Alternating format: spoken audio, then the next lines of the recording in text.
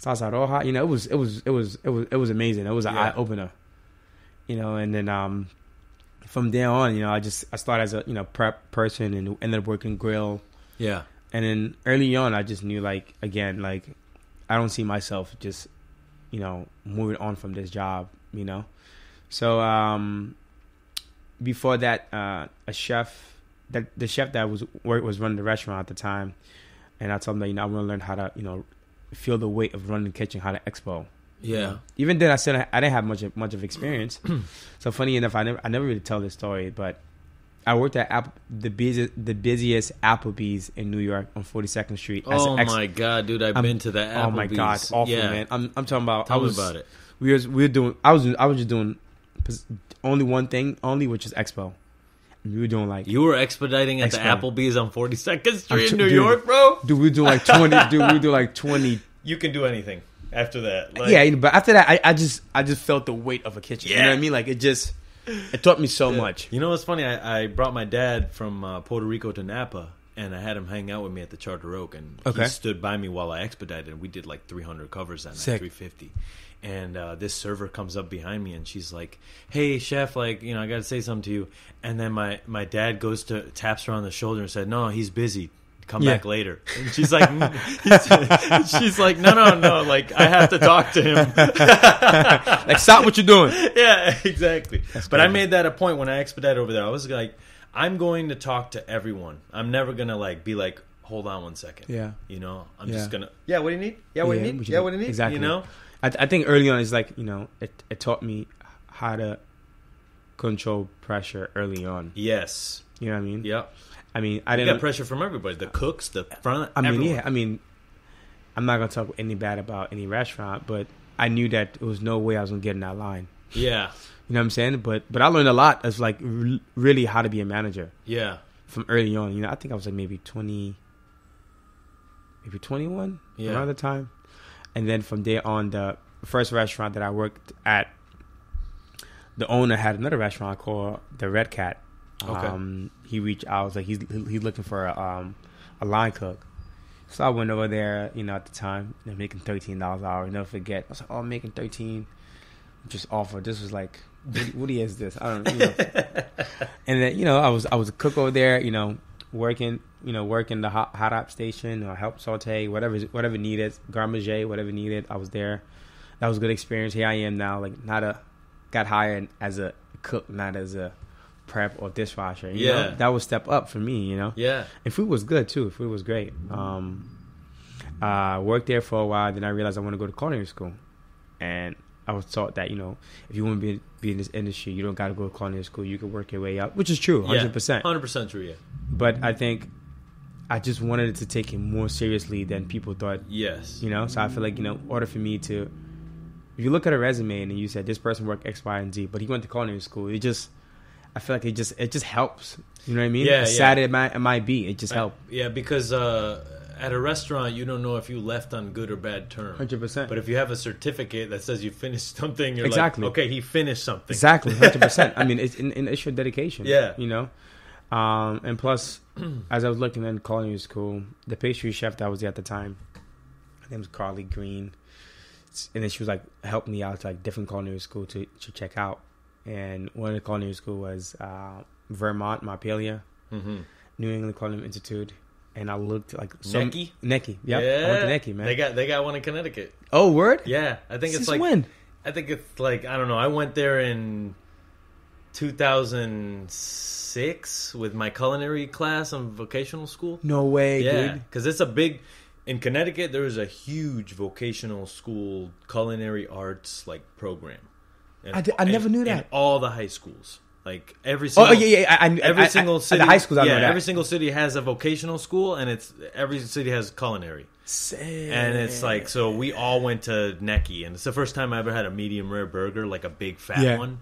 And I was like, wow, this is actually pretty good, you know, because I grew up eating with my parents where they were like, that's nasty. Exactly. Cook it all the way. Oh, yeah, get the pasta. You know what I'm saying? Get the pasta. Que voy a comer eso cru. Yeah. Exactly. You know what I'm saying? They cook, you know, they hammer it out. Yeah, you know? yeah. That's cool, man. Yeah, that's, you know, so from what happened from there, I mean, where I'm at.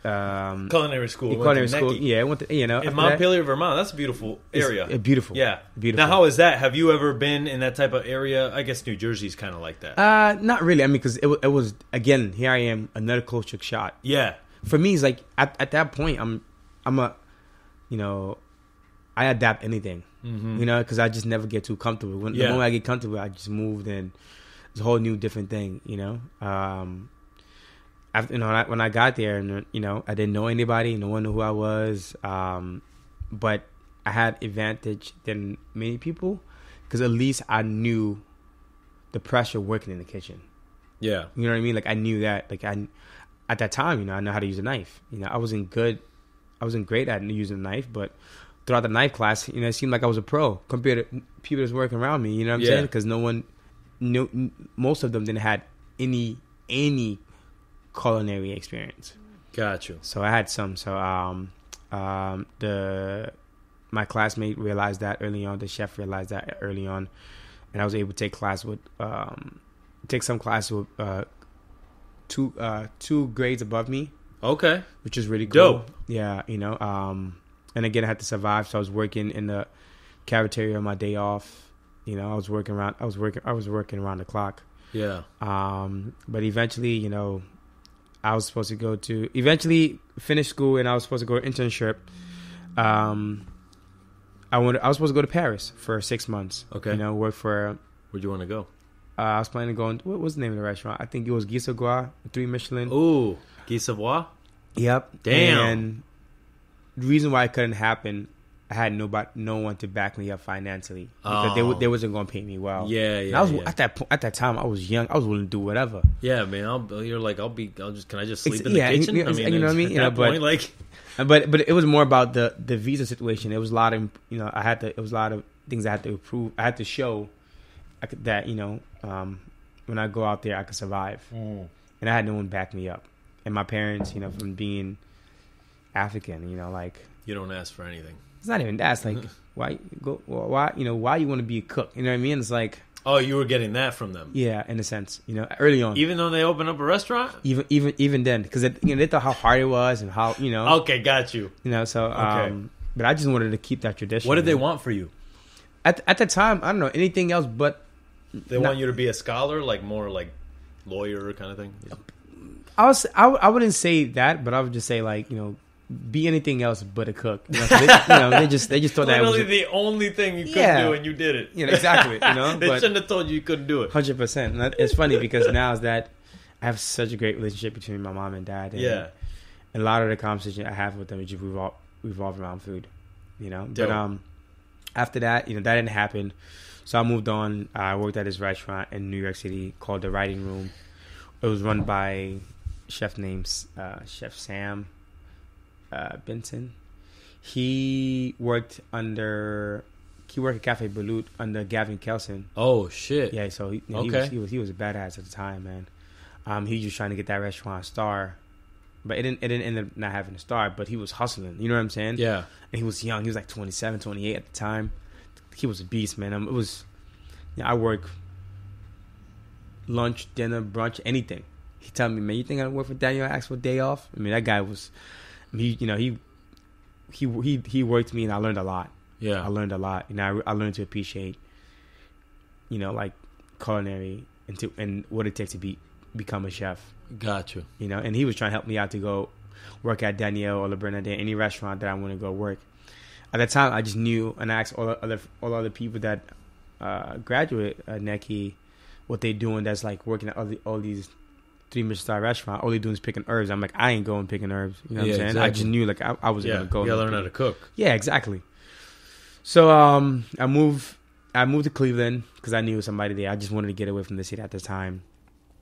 I was there for like 6 months, working in some okay restaurants. Yeah, just kill some time, and then I finally went back home. You know, it's been like now 8 years. I haven't gone home. Okay. So I went back to Senegal. And I was there for about 2 months with my dad. And I got so inspired about West African cooking, you know. I just like, you know, let's stop this French thing and let me just learn about West African cooking. I hear that. And when I went, it was different because my whole time there, previously, when I was younger, I was doing, I was in boarding school, so I didn't get a chance to appreciate food. To have fun. 100%. Yeah, 100%.